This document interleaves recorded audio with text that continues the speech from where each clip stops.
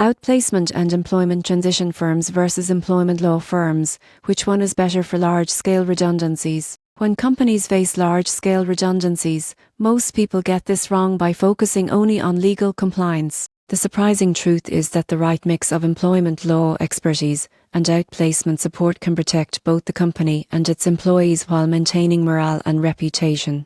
Employment law firms specialize in legal compliance. They guide employers through redundancy procedures, ensure consultation requirements are met, and represent the company in disputes or tribunal claims. For example, if a manufacturing company plans to reduce 500 positions, lawyers ensure statutory notices, severance calculations, and fair selection criteria are properly handled to avoid claims of unfair dismissal. Their involvement reduces legal risk and ensures adherence to UK and EU regulations. Outplacement and employment transition firms, in contrast, focus on supporting employees through the transition. They provide career coaching, writing, job search assistance, and skills retraining. For instance, employees affected by corporate downsizing can receive guidance to quickly find new roles, easing the emotional and financial burden. Outplacement services help preserve goodwill, protect the company's reputation, and maintain employee engagement during difficult times. The key difference is legal compliance versus employee support.